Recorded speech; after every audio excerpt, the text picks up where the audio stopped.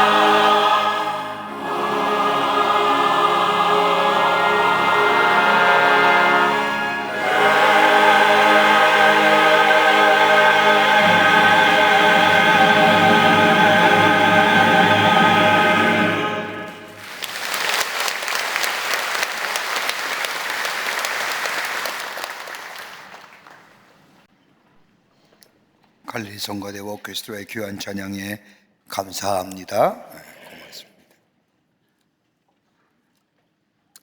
인도에서 한평생 복음을 전하면서 수고하였던 이 스탠리 존스 박사께서 남긴 간증의 이야기 가운데 이런 이야기가 하나 있습니다. 기독교인이라면 누구나 필연적으로 세 가지의 것들을 경험한다고 합니다. 그 하나가 뭐냐면 불안으로부터의 해방입니다. 우리를 걱정케 하며 불안해하게 하는 것들이 세상에 참으로 많습니다. 그런데 이 모든 불안으로부터 그리스도인들은 자유하다는 겁니다. 불안과 걱정으로부터의 완전한 자유는 다른 것이 아니라 우리의 선한 목자가 되어주시는 우리 주님께서 우리에게 선한 것과 좋은 것으로 인도해 주실 것임을 내가 믿기에 비록 내 삶 속에 어려운 문제가 없더라도 환난이 오더라도 그걸로 인하여 불안하고 걱정하지 않는다는 겁니다. 두 번째가 있다고 한다면 이상하리만큼 기쁘다는 겁니다. 기쁨을 소유한 인생이라는 겁니다.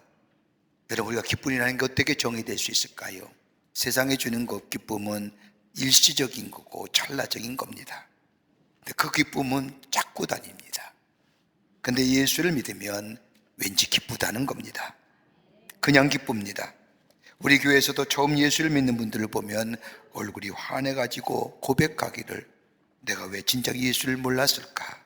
이렇게 예수 믿어 기쁜 것인 것을 라고 고백하는 것을 들을 수가 있습니다. 형편이 나아진 것도 아닙니다. 그렇다고 주변의 여건이 좋아진 것도 아닙니다. 같은데 예수 믿는다는 이유 하나 때문에 우리 안에 기쁨이 있습니다. 세 번째는 고난을 체험한다는 겁니다. 신앙생활 할 때 일이 잘 되기만 하는 것이 아닙니다.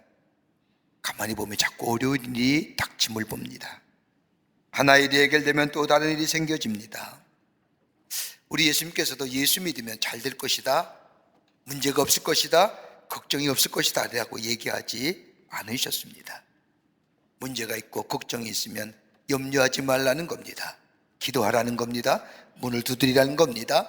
그러면 열릴 것이라고 말씀하십니다. 기도에 대한 얘기를 하시면서 하나님께 아뢰라는 겁니다. 그러면서 이 스탠리 존슨은 이야기하기를 어려운 일이 그리스도인에 생기는 이유는 다름이 아니라 나로 하여금 더 순수한 믿음, 깨끗한 믿음, 정결한 믿음을 주시기 위한 하나님의 계획이라는 겁니다. 내가 버리지 못하는 것, 하나님의 주신 축복을 받아야 되는데 그 축복에 거림돌 되는 일들, 고난과 어려움을 통하여 나로 하여금 버리게 하시고 깨닫지 못한 것을 깨닫게 하시고 내가 끊지 못한 좋지 못한 습관들 이런 것들을 끊어버리시고 자유케 하실 뿐만 아니라 고난 안에서 믿음의 깊이가 깊어지고 이 고난을 통하여 하나님의 뜻을 이루어가는 하나님의 계획과 역사하심이라는 겁니다. 그러기에 오늘 바울은 골로새 1장 24절 말씀에 내가 이제 너희를 위하여 받는 괴로움을 기뻐하고 그리스도의 남은 고난을 그의 몸된 교회를 위하여 내 육체에 채우느라고 말씀합니다. 고난을 자신의 육체에 채운다는 겁니다. 자신이 당하는 고난을 통하여 그리스도의 몸된 교회와 성도들이 온전해질 수 있다고 한다면 그 어떤 고난도 마다하지 않겠다는 고백입니다. 이런 고백을 하였던 바울이 오늘 본문의 말씀을 보면 마지막 선교 여정을 떠납니다. 일평생 복음을 전하기 위해 힘썼던 사도 바울 마지막 선교 여정인 로마를 향해 오늘 본문의 말씀을 보면 276명의 탄 배와 한 척과 함께 로마를 향해 떠나갑니다. 우리가 잘 알듯이 지중해에는 겨울철이 되면 풍랑이 자주 일어나는데 역사적으로 보면 이 겨울에 지중해에 일어나는 풍랑은 엄청난 파괴력을 가진 풍랑입니다. 보통 추울 겨울 동안에는 항해를 할 수 없기에 겨울을 나고 봄날에 항해하는 것이 보통입니다. 그런데 오늘 본문의 말씀을 보면 많은 사람들이 이상하게도 미항이라는 곳에서 항구에서 겨울 나는 것을 싫어합니다. 지금 떠나 미항의 앞에 있는 베닉스로 가서 베닉스 항구에서 겨울을 보내자고 이야기합니다. 로마에 가려면 봄이 되어야 하기에 겨울을 나기에는 미항보다는 볼거리가 많고 놀거리가 많은 저 베닉스 항구로 가서 지내자는 겁니다. 그런데 이 베닉스 항구까지 가려고 하면 미항에서 며칠의 항해가 있어야만이 가능합니다. 그런데 사도행전 27장 9절의 말씀을 보면 금식하는 절기가 이미 지났으므로 행선하기가 위태한지라고 적혀져 있습니다. 아직은 배가 가기가 쉬운 길이 아니라는 겁니다. 그런데 오늘 이 성경에 나오는 사람들은 일생의 안락감 그리고 생명이 먼저임에도 불구하고 저들은 자신의 삶의 쾌락을 위하여 저 미양을 떠나 베넥스로 떠나갑니다. 이런 사람들의 결정에 사도 바울은 상식과 자연적인 과학의 지식을 가지고 미양에서 겨울을 나서 낮이 나고 봄에 떠나 저 로마로 가라자고 말하지만은 이 바울, 죄수의 몸으로 저 로마로 향해 가는 이 바울의 말에 사람들이 귀 기울이지 않습니다. 오히려 바울의 말보다 저 백부장이나 선주의 말을 더 신뢰하는 것 같습니다. 당시 선장이라고 한다면 산전수전 다 겪은 사람입니다. 항해의 경험도 있습니다. 지식도 있고 기술과 경험의 대명사입니다. 지중해를 항해하는데 많은 경험을 가지고 있었을 겁니다. 여기에 항해와 저기 선장과 백부장과 그리고 선주가 괜찮다고 하니 그 많은 숫자의 사람들이 저들과 함께 미양을 떠나 베닉스 항구로 나아가게 됩니다. 아니가 다를까요? 베닉스를 가다가 엄청난 풍랑을 만납니다.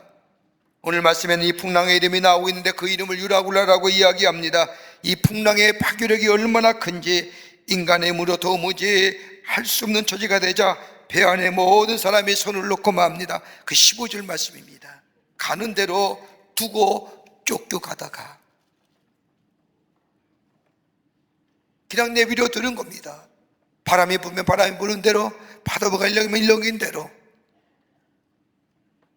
인간의 힘으로 도무지 할 수 있는 것이 아무것도 없던 그때에 모든 사람이 손을 놓고 그저 물결 치는 대로, 요동치는 대로 움직여갑니다. 그 안에는 좋은 것들, 귀한 것들, 아마도 중국의 실크를 통하여 가져왔던 저 동양의 귀한 물건들, 그 엄청난 파괴력 앞에서 18절의 말씀을 보면 다 짐을 바다에 풀어내리라 다 던져버린 겁니다. 그리고 바람이 부는 대로 그냥 밀려갑니다. 만약 어디엔가 부딪히기만 하면 죽는 상황입니다. 소망이 없습니다. 구원의 요망이 사라졌습니다. 소망이 사라졌기에 두려움만 남았습니다. 헬라의 그 찬란한 지식도 경험도 인간의 노력도 자본도 권세도 그 배 안에서는 아무런 소용이 없는 겁니다. 대노하는 풍랑 앞에 무용지물입니다. 여러분, 인간이 대체로 환경 속에 두려움을 느끼게 되면 그 다음에 가져다주는 인간의 감정이 뭘까요? 절망하며 좌절합니다. 그 상승이 일으키면 뭐예요? 손 놓아버려요. 이 손 놓는다는 것은 구원의 여망이 사라졌다는 거예요. 소망이 없다는 거예요. 자포자기심장으로 될 대로 되라 시간과 흐름 속에 환경과 여건 속에 흘러가는 거에 내 인생을 맡겨버리는 겁니다.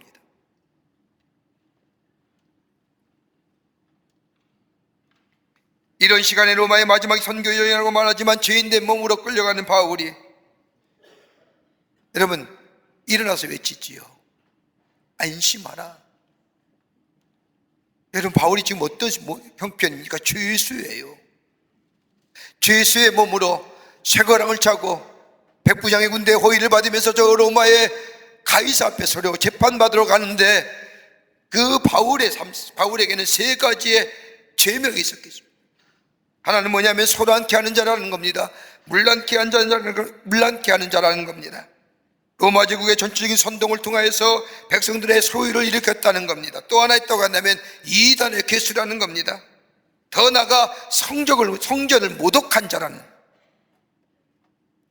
그래서 백성들의 민심을 혼란케 했다는 제목으로 로마의 왕자에게 재판받으러 가는 길입니다. 이런 이 바울이 벌떡 일어나더니 여러분 이제 안심하십시오라고 이야기합니다. 들려줄 수 있을까요? 여러분, 사도행 14장의 말씀을 보면 저 루스드라에서 복음을 전할 때에 바울과 저 바나바가 저 안진뱅을 고칠 때에 그 루스드라에 있던 사람들이 바울과 바나바를 쫓아다니며 당신은 우리의 험해요, 당신은 우리의 스스입니다. 여러분, 험해와 스스가 어떤 말입니까?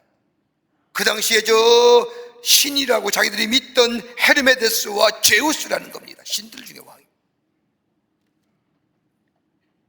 그럴 때 바울이 일어나서 여러분 안심하십시오 얘기하면 말이 통할는지 모릅니다. 또 예배소에 두란노 성원에서 말씀을 전할 때에 병든 자를 고치고 사람들에게 하나님의 말씀과 성령의 역사를 통하여 이적을 베풀 때 바울이 일어나서 여러분 안심하십시오라고 이야기하면 사람들이 믿을는지는 모르지만 지금 죄수의 이름으로 쇠고랑을 차고 로마의 황제에게 재판받으러 가는 이 바울이 일어나서 여러분 믿으십시오 안심하십시오라고 얘기할 때에 믿을 수 있을까요?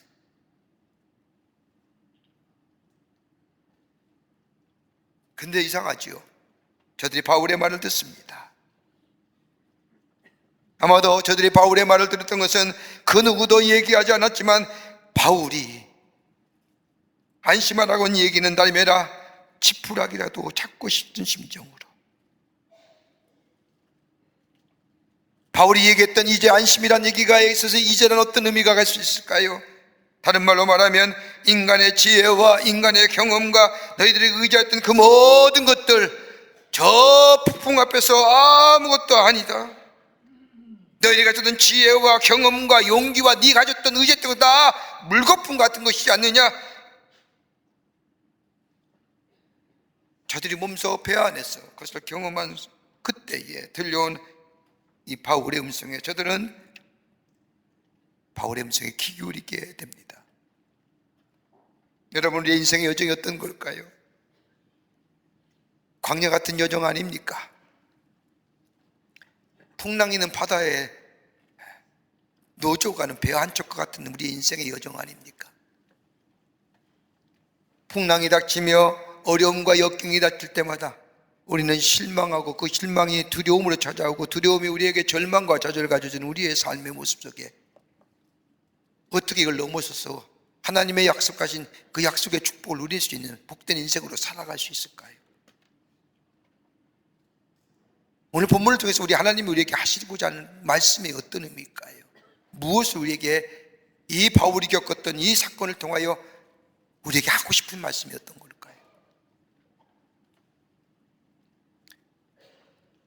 우리 인생의 풍랑을 넘어서서 광야의 길을 넘어서서 저 이스라엘 백성이 가나안 땅에 들어갔듯이 오늘 여기 있는 이 사람들이 소원의 항국인 저 로마의 항구에 갔던 것처럼 우리의 소원의 항구에 도착하려고 하면 어떻게 하면 우리가 우리 인생의 여정 속에 일어나는 이 험한 일, 풍랑 같은 우리 인생들 넘어서서 하나님의 축복을 누릴 수 있는 길이 어디 있을까요? 오늘 본문의 말씀은 우리에게 몇 가지로 귀한 영적인 도전과 더불어 말씀해 주고 계십니다.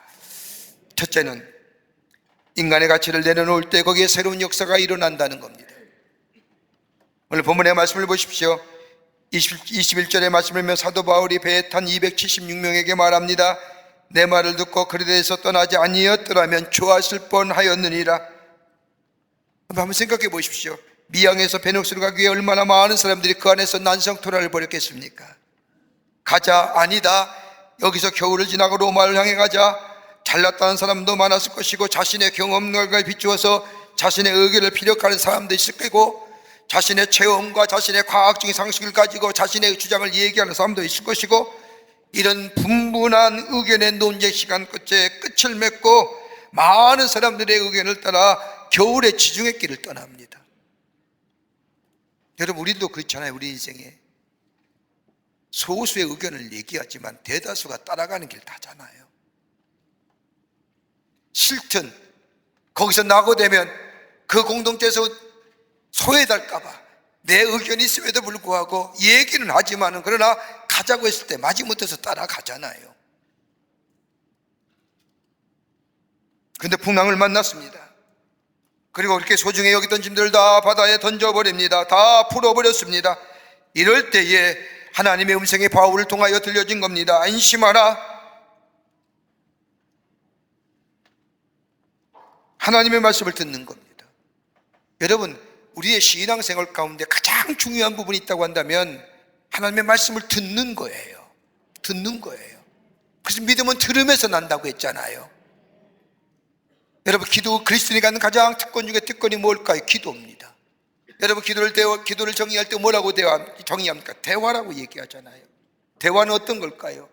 말하는 사람이 있고 듣는 사람이 있을 때 대화라는 것이 이루어지잖아요. 우리가 기도한다는 게 어떤 걸까요? 하나님과 대화하는 겁니다. 하나님과 소통하는 겁니다. 여러분, 기도할 때 어떻게 기도하는가요? 하나님 앞에 엎드려 기도할 때 내 문제와 내 아픔과 내 고통과 내 답답함과 내 슬픔을 다 하나님 앞에 내어놓습니다. 올려드립니다. 저 히스기야가 저 아시리아의 군대가 왔을 때에 자신을에 대하여 여러 가지 많은 험담을 하고 하나님을 모욕하는 그 기도 제목들 그대로 하나님의 성전에 올려놓은 것처럼 하나님 앞에 다 올려놓지 않습니까? 여기까지는 좋습니다. 하나님, 기도가 하나님과의 대화라고 한다면, 하나님 앞에 얘기했다고 하면 하나님이 나를 향하여 그것에 대해 뭐라 얘기하는지 들어야 되는데 그냥 이래서 나가잖아요. 만약 하나님이 그러실 거예요. 야, 잠깐만 기다려. 그런데 저는 모른 척하고 샥 하고 나가잖아요. 내 기도 끝났다고요. 하나님 뭐라 말씀하신지 들어야 될 거 아니에요. 기도했으면 하나님 분명히 내게 뭐라 말씀하시는데 내가 듣게 될 때에 내게 마음에 감동으로 올 것이 아닙니까? 하나님 내 마음을 움직이고 내 마음을 치는 말씀이 있을 거 아닙니까? 그 말씀 따라 듣고 그 말씀 따라 순종하며 행하게 될 때에 하나님과의 기도를 통하여 온전한 대화와 소통을 통하여 내 기도에 응답하시는 주의 음성, 그리고 그 말씀 따라 순종하며 살았더니 내 안에 기도 응답의 역사가 일어나게 될 때인데 이게 안 되는 거예요.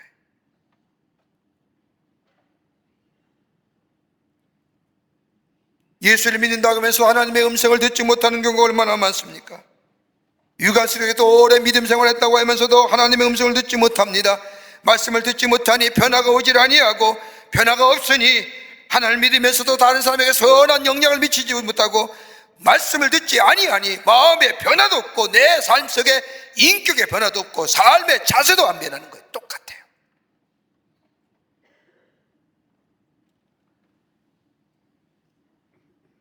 그러다가 오늘처럼 결정적인 순간이 오면 그때서야 주의 음성 들려오는 거예요.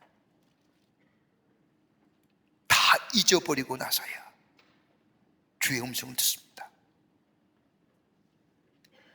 여러분, 하나님의 능력의 역사는 내게 얽매이기 쉬운 것, 내가 갖고 있는 것, 내가 무거운 것들, 내가 소중하게 생각했던 것들, 우리의 경험이나 우리의 지식이나 우리의 자본이 여러분 우리의 풍랑에서 구원해 주는 거 아닙니다.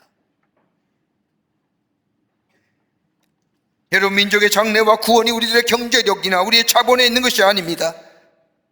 내 가정의, 내 공동체, 내가 속한 공동체의 미래도 구원도 내 자본이나 내 경제력이나 내 경험치나 내 지혜, 이걸로 이루어진 것이 아니라 하나님의 손에 있는데, 하나님의 구원의 역사는 어떤 것이냐? 내가 가지고 있고 내가 소유하고 내가 자랑스럽게 했던 내 경험치, 내 커리어 하나님 앞에 내려놓게 될 때에 nothing이라고 하는 것이 표현될 때에 그때 주님이 우리를 뭘 만들어요? something으로 만들어요. 그게 구원입니다. 좁은 문으로 들어가는 것이 어떤 것일까요? 못 들어가는 문이 아닙니다. 들어갈 수 있습니다. 좁은 문으로 들어가라는 것은 무슨 말씀이에요? 들어가기 힘들건 거추산 곳을 다 내려놓을 때에 좁은 문을 들어가 구원과 영생을 잃을 뿐만 아니라 하나님의 축복을 누리는 삶, 못 들어가는 문이 아니라 들어갈 수 있습니다. 그러나 내려놓을 것이 많다는 거예요.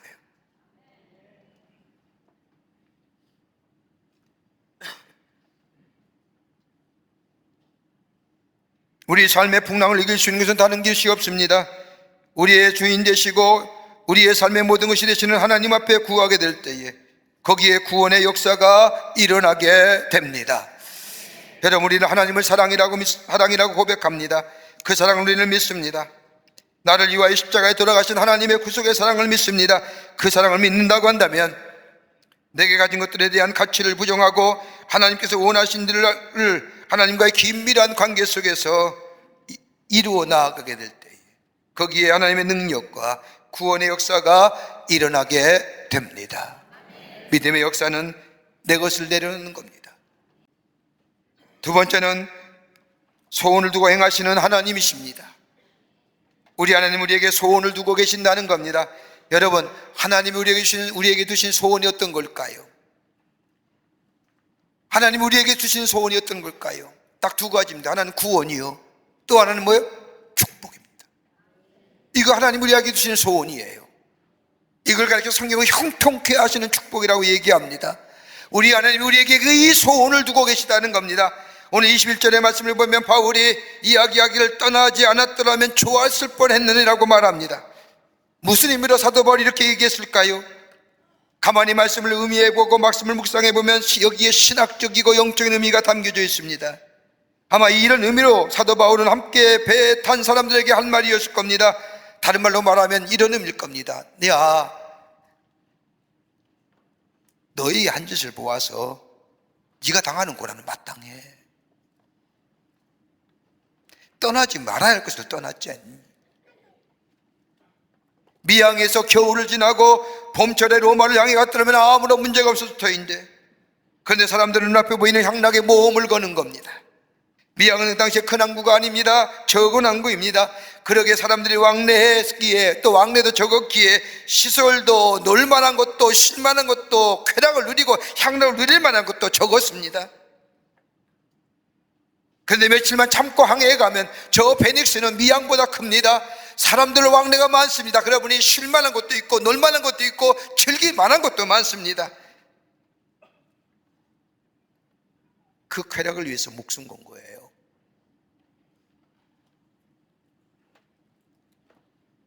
향락을 위해서 목숨 건 거예요. 여러분 가만 보십시오고요. 우리의 삶 속에 향락과 쾌락을 위해서 하는 것들이 오래되게 심사숙고해서 결정해서 선택한 겁니까? 충동적이잖아요. 다분히 충동적. 내가 어느 날 며칠 몇 시에 어디에 가겠다, 거기 가면 좋겠다, 이거 아니에요. 내 마음에 일어나는 향락과 쾌락의 선택과 결정은 다분히 충동적. 적은 것에 목숨 건 거예요. 향락을 위해 목숨 건 도박을 한 사람들입니다. 그러게 떠나지 않으였으면 좋았을 뻔이라고 하는 이 바울은 바로 이런 의미에서 얘기하는 겁니다. 이기적인 욕심에 의해 선택하며 정욕적이고 향락적인 것에 의해 선택되며 나아가는 삶에는요, 여러분 몇 가지 드러나는 것이 있어요. 그 하나가 뭐냐? 성경 오늘 본문의 말씀대로 표현하면 떠밀려 가요. 15절 말씀을 보면 바람이 부는 대로 배를 내맡기고 표류하기 시작한다라고 얘기합니다. 바람이 부는 대로 떠밀려 가는 겁니다. 다른 말로 말하면 목적과 목표가 없는 거예요.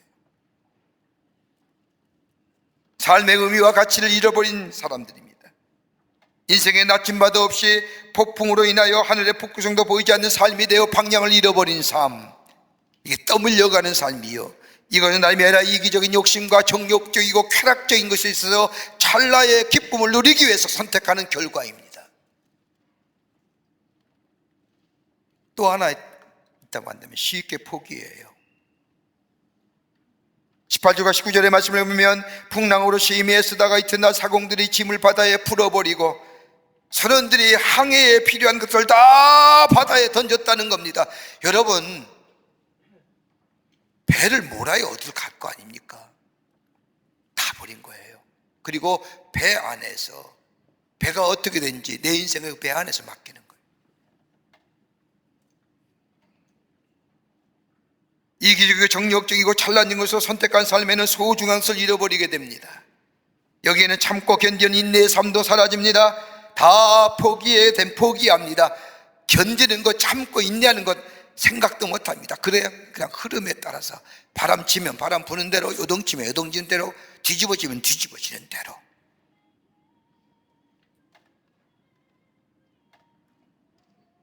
또 하나 있다고 한다면 절망하게 된다는 거예요. 20절 말씀을 보면 여러 날 동안 해도 별도 보이지 아니하고 큰 풍랑이 그대로 있음에 구원의 여망마저 없더라. 다른 말로 하면 두려움만 남은 거예요. 두려움에는 결국 다 내를 포기하는 자포조기가 있습니다. 그런데 사도 바울은 이들을 향하여 하나님의 사자가 들려진 음성을 저들에게 전하는 겁니다. 이제 안심하라. 왜요? 하나님의 소원이 있기 때문에.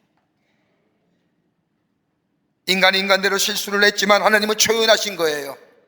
인간의 실수와 허물을 넘어서서 하나님이 하시고자 하는 뜻이 있어요. 인간의 실수를 하였더라도 버리지 아니하시는 하나님, 심판하고 멸망시키지 아니하시는 하나님, 그 가운데서도 하나님의 소원을 두고 하나님의 기대를 가지고 있다는 거예요. 그렇게 좋으신 하나님이에요. 여러분, 창세기 3장에 나오는 아담과 하와의 타락의 사건을 보세요. 만약에 하나님의 심판과 저주 그리고 멸망을 행하시는 하나님이라고 한다면 하나님께서 하지 말라고 하는 선악과를 따먹은 아담과 하와 그냥 두셨겠까요? 저들이 하나님의 말씀을 어기고 입었던 옷이 어떤 걸까요?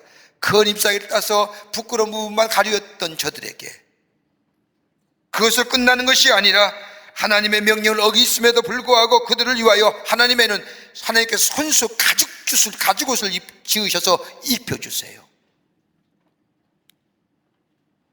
한 성서학자는 이 모습을 대해서 이렇게 얘기합니다. 인간의 죄는 인간 스스로가 씻을 수 없고 가릴 수는 있어도 씻지는 못하지만 하나님이 아담과 하와를 위하여 가죽옷을 입혀준 것은 다름이 아니라 장차 오실 예수 그리스도가 우리의 죄를 대속하시고 십자가에 달려 돌아가심으로 우리의 죄를 사해 주실 뿐 아니라 우리에게 영원한 생명을 주신 그런 의미에서의 헤어지지 않는 가죽옷 그걸 입으셨다는 거예요. 하나님의 사랑과 하나님의 자비하심과 하나님의 긍휼과 함께 아파하시는 하나님, 이것을 끝나는 것이 아니라 우리에게 하나님의 소원을 두고 계시는 구원과 축복을 주시기 위한 하나님의 일이라는 겁니다. 이제 안심하라. 이 음성이 들려왔다는 것은 소망이 있다는 겁니다. 구원의 여망이 있다는 겁니다. 잘못된 길을 갔음에도 불구하고 우리를 버리지 아니하시는 하나님, 실수하였음에도 불구하고 실수함을 통해서 하나님의 뜻을 이루려 가는 하나님의 자비와 사랑과 긍휼이 하나님의 소원이 되어 저들 가운데 임하게 되었다는 겁니다. 폴란드에 붉은 머리를 가진 한 소년이 있었습니다. 시골 소년인데 피아노를 너무 좋아해서 피아니스트가 되겠다는 꿈을 가집니다. 나름대로 독학을 하고 스스로 공부해서 유명한 교수들 찾아가 사사를 요청합니다. 하지만 교수들은 이 소년에게 피아노를 한번 쳐보라고 하면서 자네는 손가락이 짧고 굵어서 피아노를 치기에 적합하지 않다고 하며 사사하기를 거절합니다. 그래도 음악이 좋으니까. 선생들은 피아노는 안 된다고 하니까 나팔을 불어볼까, 다른 악기를 불어볼까라고 하지만 마음에 들지가 않습니다. 피아노가 좋습니다. 아무리 애를 써도 사사받을 선생님을 구할 길이 없습니다. 그러던 어느 날이었습니다. 큰 만찬에 모임이 있었는데 만찬에 뮤지션으로 참석하여 이 소년이 피아노를 치게 되었습니다. 연주가 끝나자 점잖은 한 사람이 다가오더니 이 소년의 어깨를 치면서, 야, 너는 이 피아노에 소질이 많구나, 열심히 공부하거라, 이 한마디 해주는 겁니다. 이 한마디를 해준 사람, 나중에 알고 보니까 러시아 유명한 피아니스트이자 작곡가인 안톤 루빈스타인이었습니다. 안톤 루빈스타인이 나에게 너 소질 있구나, 열심히 공부해보, 이 말 한마디. 이 소년은 지옥에서 천국으로 가는 것 같았습니다. 하늘이 환하게 열리는 기쁨을 얻었습니다. 그러면서 이 소년은 하루에 7시간 이상씩 피아노를 칩니다. 이 사람이 누구냐? 폴란드가 나온 유명한 세계적인 피아니스트인 얀 파델레프스키입니다. 가능성 있다는 말 한마디, 넌 소질 있으라고 하는 이 말 한마디, 말 한마디가 세계적인 피아니스트인 얀 파델레프스키를 만든 것처럼 이제 안심하라는 거예요. 뭐예요? 안전과 구원은 세상에 있는 것이 아니라 경험하지 않았느냐, 다 버렸지 않았느냐, 그리고 배 안에 갇혀서 그 배 안에서 갇혀서 배에 요동치고 풍랑에 바람 부는 채로 다니는 인생 아니냐. 하나님의 음성이 들려왔지 않느냐? 이제 안심하라. 구원은 하나님께 달려있느니라, 소망은 하나님께 있느니라. 그 소망 안에 자비와 국률하심이 있고, 그 자비와 국률하심이 하나님의 소원으로 우리 가운데 있는데, 그 소원은 너희를 구원하시는 길이고 너희를 축복하시는 길이라는 것이라. 그 하나님의 사랑과 국률하심이 소원화되어 그 소원이 우리 가운데 있는 것, 그때에 주님이 안심하라고 말씀하십니다. 끝으로 책임지시는 하나님이십니다. 책임져 주세요. 바울에게 사자를 통하여 말씀하신 이제 안심하라고 하는 말씀은 그 자체가 약속입니다. 하나님께서 책임져 주시겠다는 거예요. 역사를 책임지시는 분은 최종적으로 하나님이십니다. 사람의 선택을 잘못했습니다. 그러나 우리 하나님께서는 그 모든 것을 책임져 주신다는 겁니다. 무슨 책임일까요? 그 책임적인 말씀을 오늘 24절에 이렇게 얘기합니다. 바울에게 얘기하기를 네가 가이사 앞에 서야 하겠고, 가이사는 로마의 황제입니다. 사도 바울은 복음을 세계화하기 위하여 귀중한 복음을 가지고 로마로 갑니다. 바울이 무사히 로마의 가이사 앞에 서야 하는 것이 하나님의 뜻이고 하나님의 계획입니다. 그러기에 뭐예요? 바울의 배는 무사할 수밖에 없는 거예요. 책임지잖아. 우리가 하나님을 나의 주인을 삼고 하나님이 나의 인도자요, 구원자요, 공급자요, 보호자요 라고 고백하셨다고 한다면, 이 믿음의 고백이 있다고 한다면 하나님 우리를 책임 안 주실까요?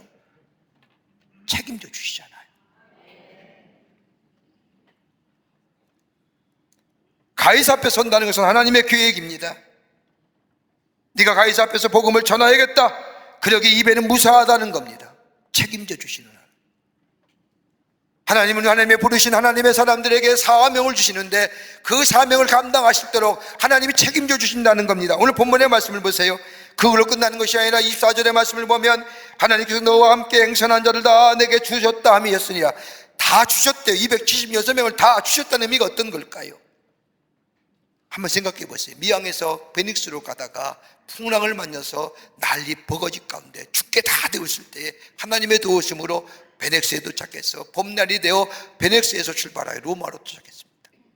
그 1년의 과정 속에 바울이 오늘 성경 말씀처럼 내가 속한 바 내가 섬기는 하나님의 사자가 어젯밤 내게 들어서 말하였기를 나는 하나님의 사람이요, 나는 하나님의 종이요, 하나님을 섬기는 사람이요. 여기서 섬긴다는 것은 경배하는 사람이요, 예배하는 사람입니다. 그런데 내게 하나님이 말씀하시기를 여러분 살릴 거라고 말씀하셨습니다. 안심하십시오. 그런데 그 말씀 그대로 저들의 삶 가운데 그대로 이루어졌을 때에 저들이 로마에 도착했을 때 뭐라고 얘기할까요? 아, 살았어. 누가? 하나님이. 그 고백 안 할까요? 더 얘기한다면 우리 배에 이상한 사람이 하나 탔는데 그 풍랑 속에서 여러분 안심하십시오. 내가 믿는 하나님이 여러분에게 말씀하셨습니다. 살리실 겁니다. 그 하나님이 우리를 살렸어. 그 사람이 믿는 하나님이. 자기 식구에게만 얘기했을까요? 여러분 구사일생으로 살아난 사람들 자기 식구에게만 얘기해요. 동네방네 다 얘기하잖아요. 복음의 진보가 일어난 거예요. 그러기에 바울은 빌립보에서 저 로마의 옥중에서 빌립보 교인들에게 편지하기를 뭐라고 얘기하나 다름이 아니라 빌립보서 1장의 말씀을 보면 12절에 나의 당한 일이 도리어 복음의 진보가 된 줄을 너희가 알기를 원하노라. 나는 비록 로마의 감옥에 갇혀 있지만 나와 함께 배 탔던 사람들 276명이 하나님이 하시는 역사를 배고 하나님이 어떤 분인가 깨닫게 되고 저들이 상황으로 로마 양구로 돌아왔을 때에 저들을 통하여 예수 그리스도가 하나님의 살아계심이 증거되는 역사가, 난 그때는 몰랐는데 내가 이제야 알게 되었다는 고백입니다. 끝까지 하나님 앞에 믿음의 고백이 있으면 하나님이 끝까지 책임져 주시는 거예요.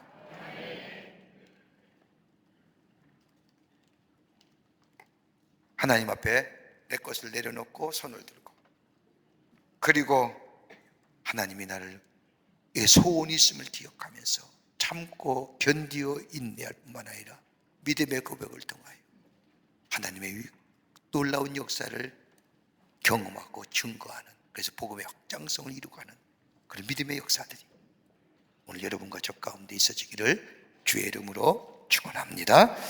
하나님 감사합니다. 저희들 주께서 사랑해 주셔서 하나님의 백성 삼으심에 감사합니다.